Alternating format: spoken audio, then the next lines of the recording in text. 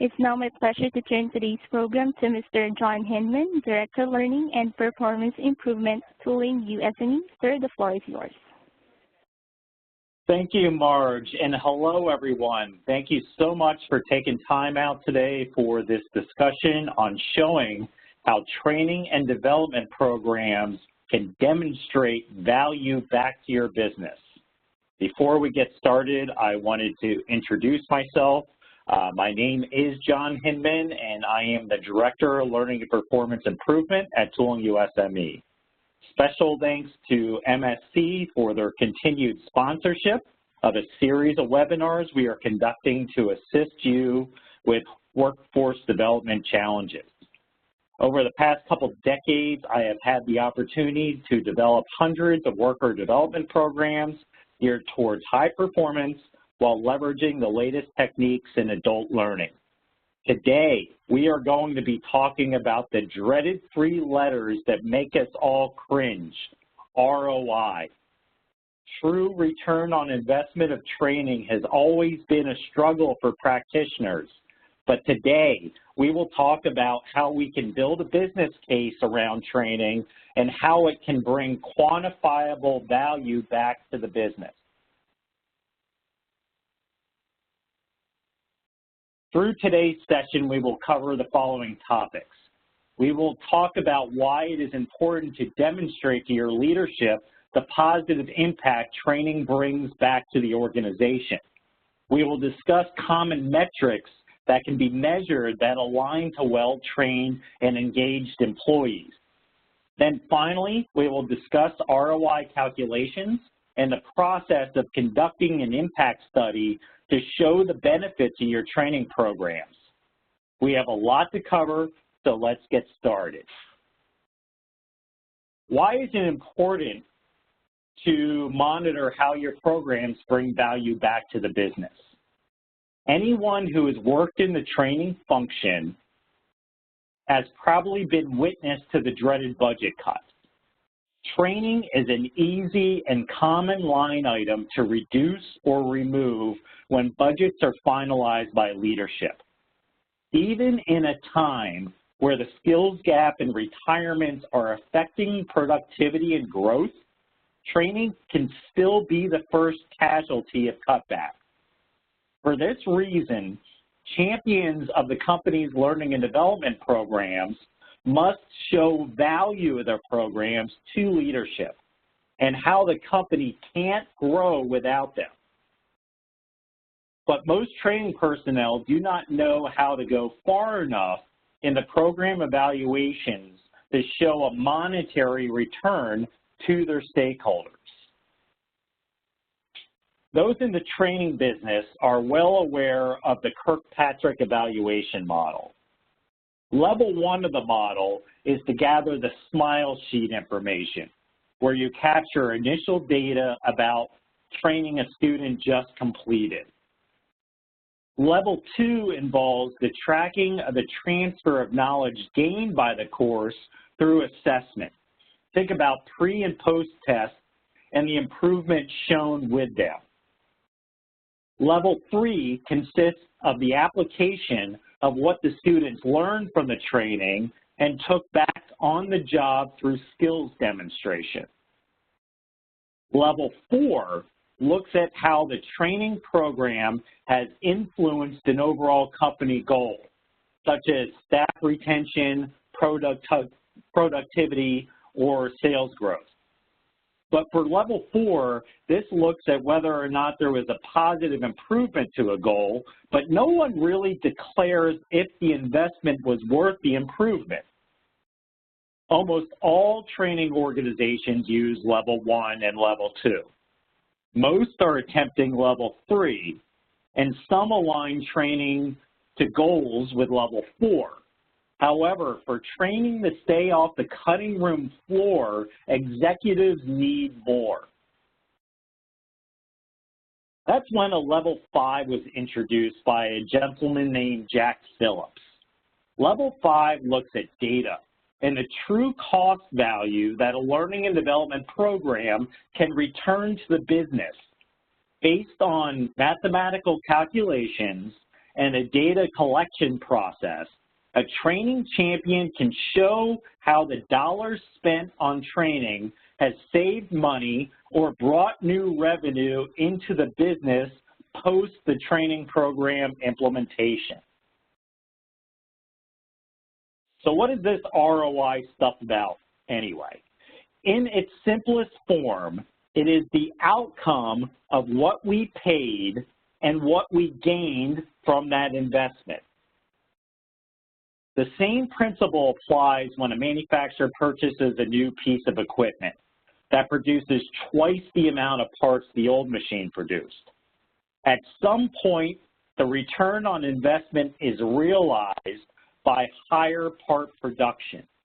This same principle can be applied to developing a high-performing workforce.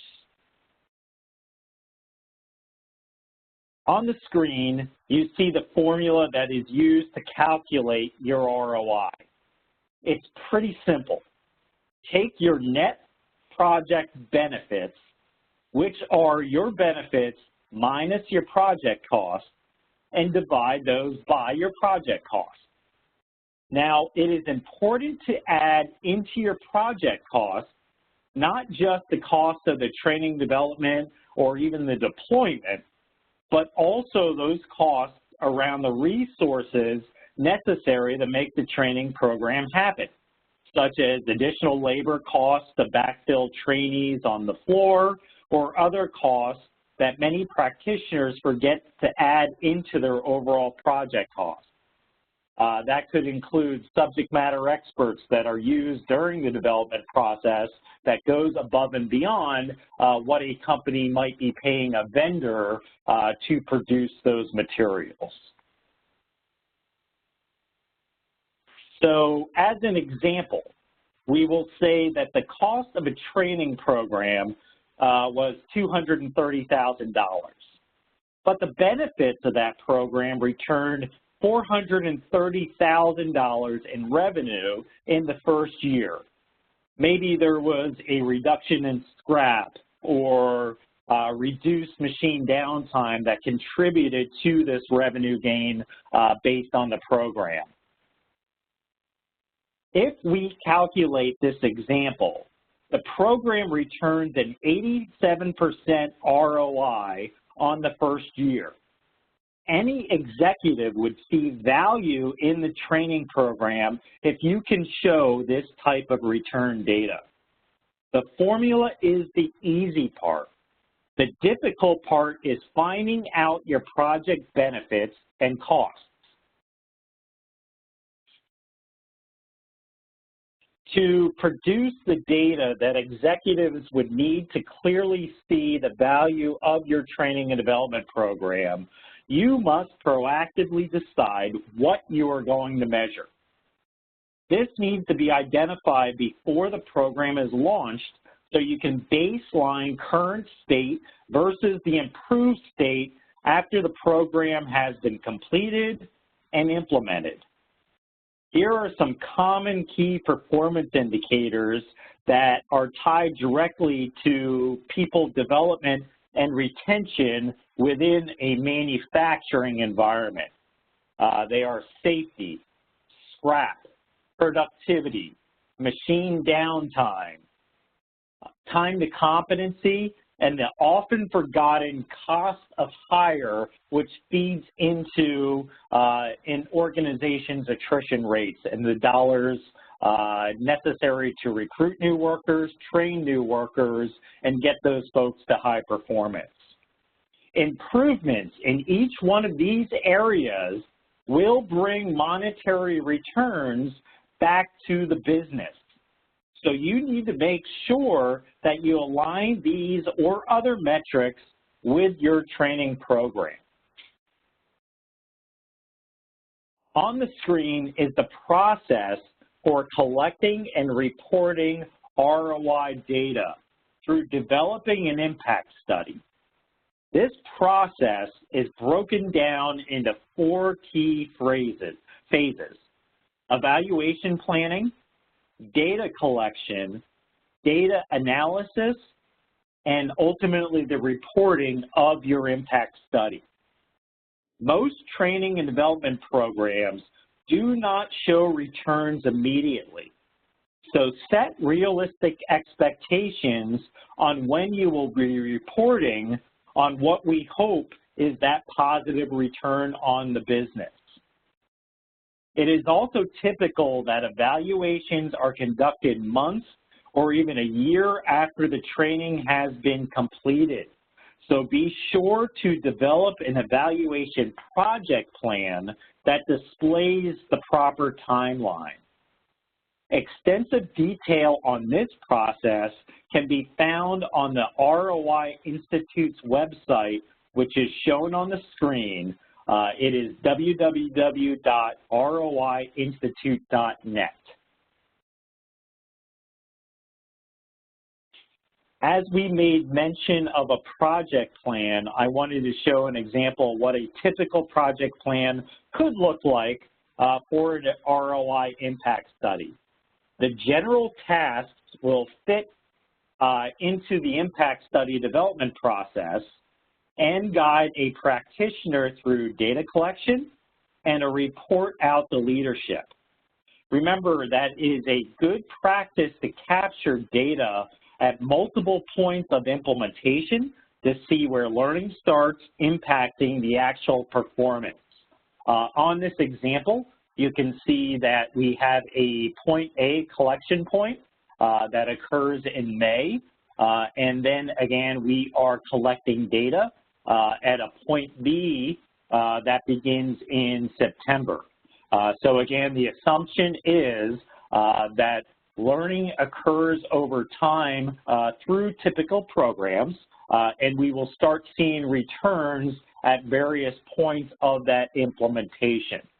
Many times through my years in learning and development, if we do not set our expectations with our stakeholders, that the returns will show up in those appropriate timelines.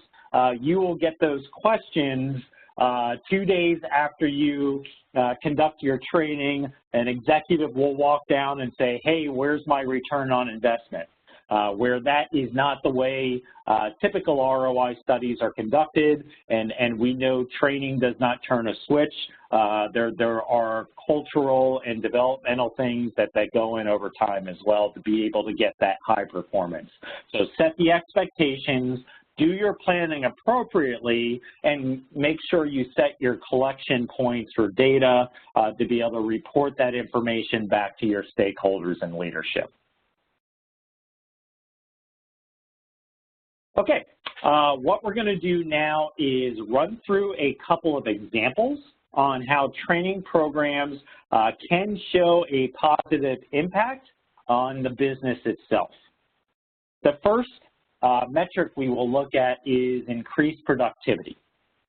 So let's say in this scenario, a company employs 20 shop floor workers that are able to produce $1 million worth of business. Now, through the training and development program, the company measures a 7% productivity increase due to this enhanced training, which makes the workforce more productive. Let's say that training program cost $70,000 to develop and implement. I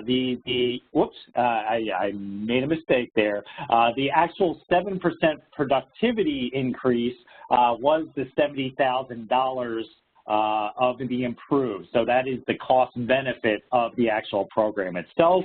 The training costs were $50,000 for the training program and the internal costs. So when we look at our formula, we see the $70,000 in a project benefit, cost benefit, subtracting that by the $50,000 of the cost of the program, divided by $50,000 on the cost of the program, which when we go through that calculation, we can see that it brought back a 40% return on investment based on that 7% productivity increase. So again, this is hard numbers that we can tie back and show in the impact study the productivity increase. Again, where this productivity falls in your timeline, it will depend on when you're collecting your data, and this could be a 3-month productivity increase or it could be over a year.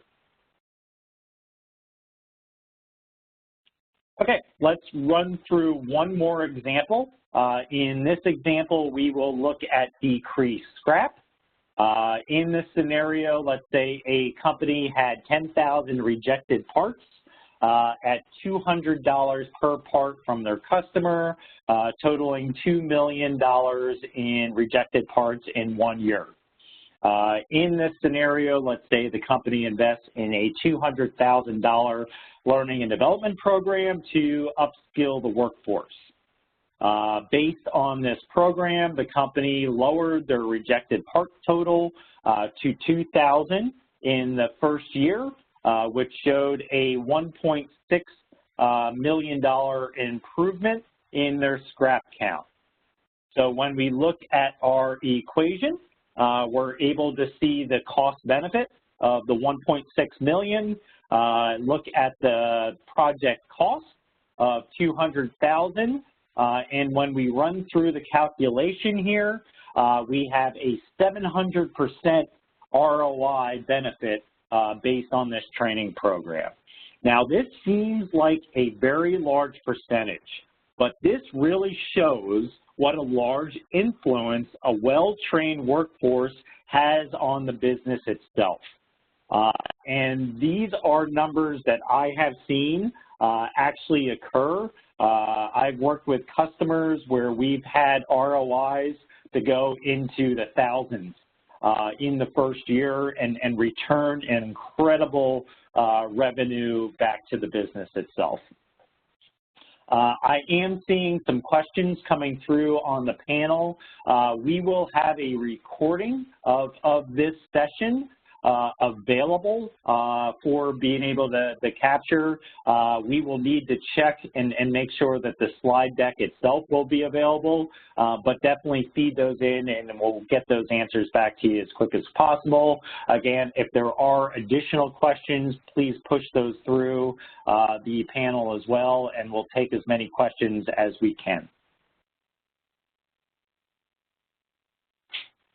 As we have seen, if you plan and measure your training and development programs, ROI can be shown to your leadership.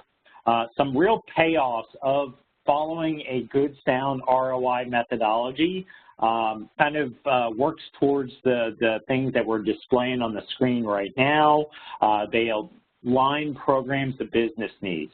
So a lot of those key performance indicators and a lot of the metrics that your leadership will be looking for as far as their strategic planning in years to come, we can align training and development programs towards those particular needs.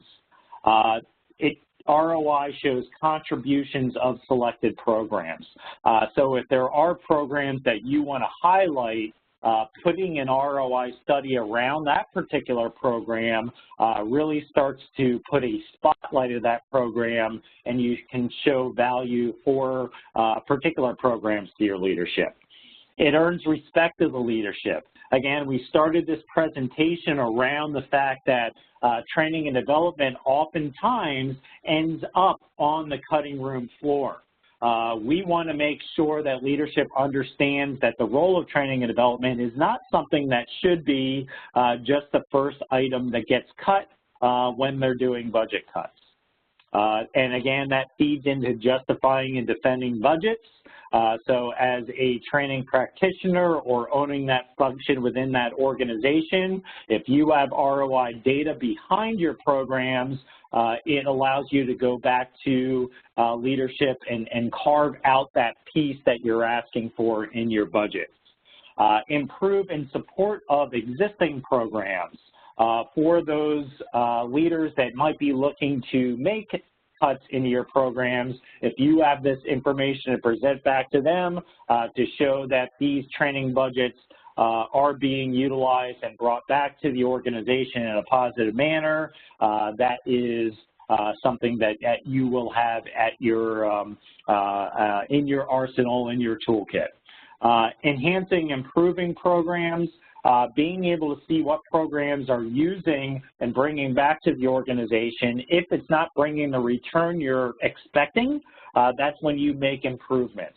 As we all know, as training and development personnel and professionals, you are constantly looking at your training and development programs and making improvements through evaluation. This brings that evaluation to a new level to make sure that we are returning value back to the business. You're able at the same time to identify and eliminate ineffective programs as well. For those that are not bringing true value back to the organization and bringing revenue streams and reducing a lot of those key performance indicators in a positive way, maybe that program is not something that's going to be something you should continue as part of your overall training and development program. And then finally, we want to identify successful programs that can be grown. So if you have pilot programs that are only working towards either a segmented group or a segmented location in the greater enterprise, this is an opportunity to highlight some of those programs that you are piloting to be able to push out towards a larger implementation. So those are things to really show as a benefit of an ROI methodology and how that can be part of the process. By better understanding and embracing your ROI methodologies, companies can measure the positive impact learning and development programs have on the business, thus defending their existence and gaining leadership support in developing the next generation of skilled workers. As always, make sure post-session you visit MSC's Better MRO site at www.mscdirect.com/bettermro. They have a ton of great information on that site as far as mission-critical manufacturing challenges. Also, I encourage you to check out Tooling U SME at toolingu.com. That has a lot of information around best practices and learning and development and a ton of solutions and services as well. We do have an opportunity to take a few questions before we wrap up for today. However, if we did not get to your question, rest assured we do take all of these questions and provide feedback. Hopefully we'll get some answer back to you in the next week to 2 weeks. So keep an eye out for your email from either myself or some representatives from MSC to be able to answer your question. So I do have a time for a couple questions. The first one that's come through is, you mentioned the ROI Institute. Can you tell me more about that group? Okay, so the ROI Institute is actually an organization that was created by the gentleman that I discussed, Jack Phillips, who created the Level 5 evaluation outside of the Kirkpatrick model. So the ROI Institute has an incredible amount of information, pre-determined forms that you can actually use. So it's a great resource and portal and hub for return on investment. So I would encourage, again, checking that out. It's www.roiinstitute.net. And look at all the resources available. They have examples on the project plans that I showed, and they have that entire process of collecting data that we mentioned as far as the ROI side of things as well. Next question, what is the common timeline for data collection? This is dependent on how large the program is, if you're working with one particular job classification, if you're working for an entire hourly workforce, salaried workforce, whatever the program is. But typically, I like to work within a gate process. So in the beginning, we definitely have to capture our benchmark data. So the current state process, so that's almost our ground zero. We have to collect data. So we know that what we're going to be measuring against at the end of the program. And then post-training, so we've gone through our development cycle, we have implemented our training program. Post-training, I typically like to do a 3-month data collection. I like to do a 6-month data collection, and then I like to collect data again at a year.